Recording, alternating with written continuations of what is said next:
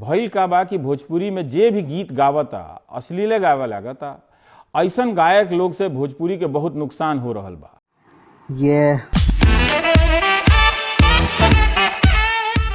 How did we come from this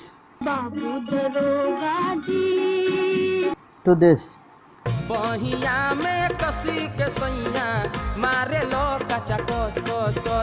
इसको जानने के लिए पहले हमें भोजपुरी म्यूज़िक के हिस्ट्री को जानना होगा।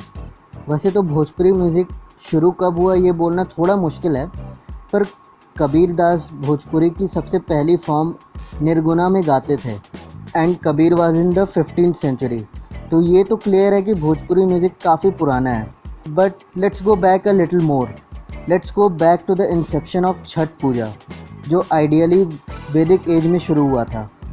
छठ पूजा यूपी, बिहार और झारखंड की सबसे बड़ी फेस्टिवल है and it is observed bye Magahi, Maithili, Bhojpuri and Awadhi people.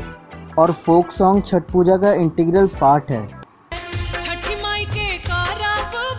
I don't know इस फेस्टिवल में गीत गाने का ट्रेडिशन कब से शुरू हुआ, बट अगर छठ पूजा वैदिक एज से चल रहा है then it is quite obvious कि भोजपुरी सॉन्ग्स की बिगिनिंग बहुत पुरानी है। यहाँ तक रामचरितमानस में इसका जिक्र भी किया गया है। कहा जाता है कि जब लॉर्ड राम और माँ सीता की शादी हो रही थी तब सारी फीमेल्स कोरस गा रहे थे, जो आज बिहारी कल्चर का बहुत बड़ा पार्ट है। मैंने लास्ट वीडियो में बताया था कि औरतें शादी में कैसे फोक सॉन्ग गाती हैं, पर इस वीडियो में हम लोग भोजपुरी फोक सॉन्ग के थोड़ा डीप में जाएंगे। जो हम शादी ब्याह में सुनते हैं उसे लच्छारी सॉन्ग्स बोला जाता है और इसमें ढोलक की यूज़ होती है। अगर तुम बिहारी हो या बिहारी शादी में गए हो तो ढोलक की अहमियत देखे होगे। In fact dholak is the instrument for folk songs. कई जगह यूज़ होता है ये। खैर, शादी के अलावा कई फोक सॉन्ग्स हैं जैसे सोहार, जो चाइल्ड बर्थ के टाइम गाया जाता है, पूर्वी सेपरेशन या डिवोर्स के टाइम, और फगुना स्प्रिंग फेस्टिवल्स के टाइम गाया जाता है। ये फॉर्म 19th सेंचुरी तक बहुत पॉपुलर था, पर 20th सेंचुरी में बिरहा से लोग ज़्यादा अट्रैक्ट होने लगे। सो बेसिकली बिरहा इज़ अ म्यूज़िक स्टाइल जहाँ 5 लोग ऑडियंस को एंटरटेन करते हैं और ये स्टेज परफॉर्मेंस होता है। And it is also called as Hindus version of qawwali, क्योंकि दोनों में काफ़ी सिमिलैरिटीज़ हैं, कॉम्पोजिशन में, इंस्ट्रूमेंट्स में और काफ़ी चीज़ों में। तुम देखोगे तो तुम्हें खुद पता चल जाएगा। एनीवेज़, मेरा पॉइंट ये है कि भोजपुरी म्यूज़िक शुरू से ही काफ़ी डाइवर्स रहा है। लोग यहाँ हमेशा से ही म्यूज़िक के आसपास रहे और बिरहा के आने से लोगों में इंटरेस्ट और आ गया। म्यूज़िक एक मेन स्ट्रीम अट्रैक्शन बन गया और इसी के कारण भिखारी ठाकुर जैसे पोएट निकल कर आए। भिखारी ठाकुर, जिन्हें भोजपुरी का शेक्सपियर भी कहा जाता है, उन्होंने सिर्फ भोजपुरी म्यूज़िक ही नहीं बल्कि पूरे भोजपुरी कल्चर को रिफॉर्म कर दिया। हर जगह से भोजपुरी आर्ट को आगे बढ़ाया, म्यूज़िक में, ड्रामा में, फ़िलॉसफी में, डांसिंग में, एक्टिंग में, क्योंकि ये सारी चीज़ें भिखारी ठाकुर खुद करते थे। उन्हीं के कारण भोजपुरी को एक नाम और मुकाम मिला। इनके बाद और भी पोएट आए जैसे महेंद्र मिश्र, राधा मोहन चौबे अनजान और शारदा सिन्हा को कौन नहीं जानता।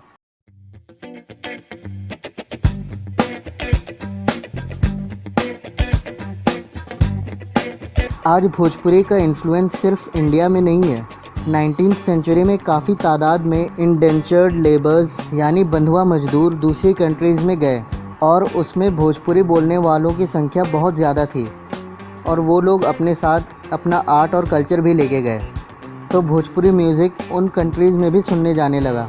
मॉरिशस, साउथ अफ्रीका, नीदरलैंड्स और कैरेबियन ऐसे कंट्रीज़ हैं जहां आज कई भोजपुरी आर्टिस्ट रहते हैं। Indentured labours is a huge reason why Bhojpuri music is popular in so many countries, but not the only reason. इसको तो जानते ही होंगे। अगर नहीं जानते तो बता दूं, इसका नाम है Samuel Singh and he is from Nigeria. I don't know तुमने देखा या नहीं, बट एक टाइम पे ये सोशल मीडिया पे काफ़ी ट्रेंड कर रहा था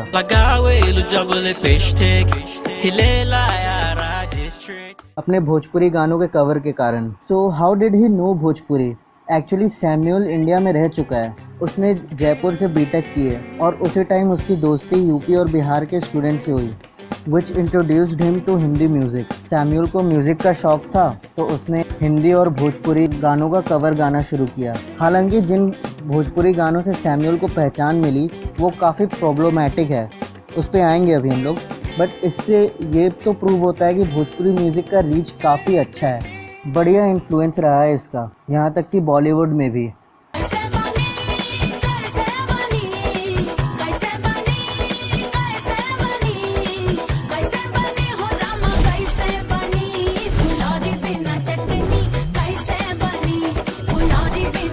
बॉलीवुड में कई भोजपुरी गानों को यूज़ किया गया है और कई गानों को कॉपी भी किया गया है, and this was in the early stages of Indian film industry.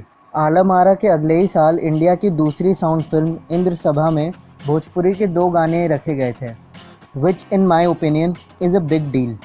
Think about it, जब हम विजुअल मीडियम को बस समझ ही रहे थे तब भोजपुरी कितना इम्पॉर्टेंट रहा होगा। इसके बाद धीरे धीरे कई भोजपुरी गाने हिंदी फिल्मों में सुनाई दिए और आज़ादी के बाद तो भोजपुरी फिल्मों के लिए काम भी होना शुरू हो गया, और ये मुमकिन हुआ हमारे first president doctor Rajendra Prasad और एक्टर डायरेक्टर नज़ीर हुसैन के कारण। डॉक्टर राजेंद्र प्रसाद ने राइटर्स डायरेक्टर्स को भोजपुरी सिनेमा और म्यूज़िक को आगे बढ़ाने का चैलेंज दिया और नज़ीर हुसैन इस चैलेंज को पर्सनली लेते हुए आगे बढ़े और फाइनली 1963 में पहली भोजपुरी फिल्म गंगा मैया तोहे पेहरी चढ़ाइबो बनी। इस फिल्म को बनाना काफ़ी मुश्किल था क्योंकि बिमल रॉय इसे हिंदी में बनाना चाहते थे। खैर किसी तरह फिल्म बनी और हिट हुई और भोजपुरी सिनेमा का जन्म हुआ।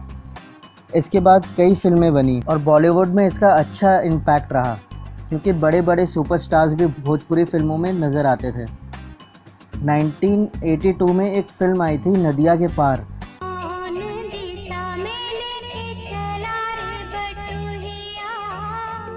वो इतनी बड़ी हिट रही थी कि सूरज बरजातिया ने 1994 में हिंदी में उसका रीमेक बनाया, हम आपके हैं कौन। उधर भोजपुरी म्यूज़िक तो बॉलीवुड में फ्रीक्वेंटली नज़र आती ही थी। कई तो ऐसे गाने भी हैं जिन्हें बिना क्रेडिट दिए ही धुन चुरा लिया है।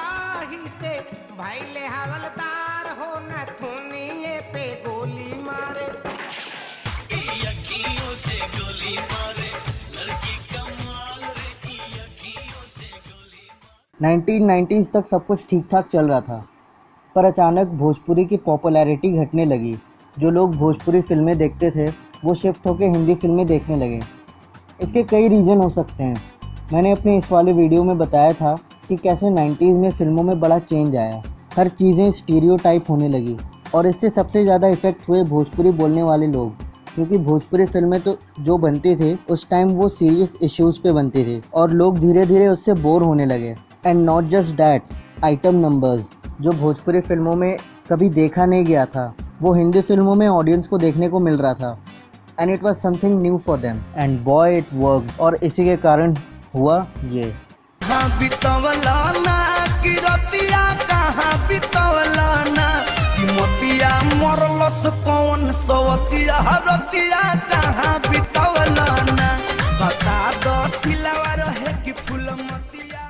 टू 2000 तक भोजपुरी इंडस्ट्री लगभग ख़त्म होने के कगार में आ गई थी, तो जो 90s में बॉलीवुड में चल रहा था उसी को लेके आगे बढ़ने की कोशिश हुई और फाइनेंशियली वो काफ़ी सक्सेसफुल भी रहा, but it literally destroyed the Bhojpuri culture. Ravi Kishan जो भोजपुरी के सुपरस्टार हैं, उनका एक गाना आया था,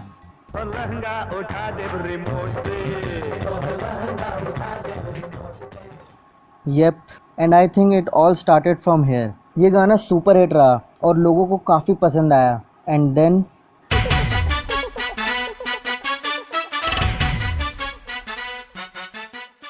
और इस गाने से तो ये गाना इंडिया के हर स्टेट में बजा होगा। It kind of became the identity of Bhojpuri music, क्योंकि जो लोग भोजपुरी नहीं सुनते थे उन्हें इस गाने के कारण इसके बारे में पता चला। उन्हें पुरानी हिस्ट्री तो पता नहीं थी, तो इसी गाने से भोजपुरी रिकग्नाइज होने लगी। और इसमें मैं सबसे बड़ी गलती मानता हूँ हम भोजपुरी सुनने वाले लोगों की।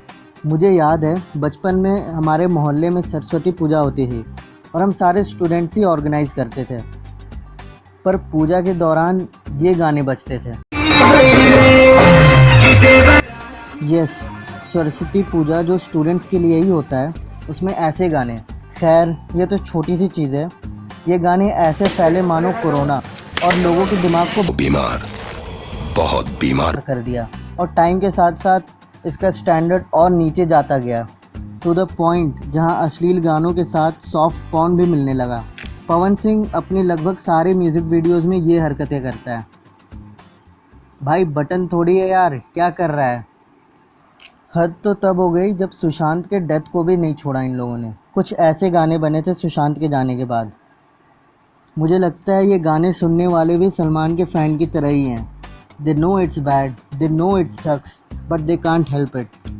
छठ के गानों के कारण ही भोजपुरी म्यूज़िक में थोड़ा रेलेवेंसी बचा हुआ है।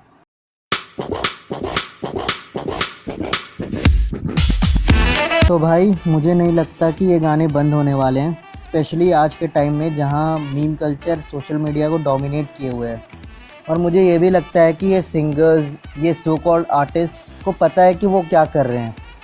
दे know what kind of influence these songs make, but they don't care even if they want to, क्योंकि इनमें पैसे बहुत हैं, सुनने वाले बहुत हैं। तो चलो फिर फैला दो वीडियो को और सब्सक्राइब कर देना चैनल को। और हाँ, सबसे इम्पोर्टेंट कमेंट करना है यार। कमेंट इम्पॉर्टेंट है क्योंकि यूट्यूब एनालिटिक्स ऐसे ही काम करता है, तो कमेंट ज़रूर कर देना। चलो फिर बाय।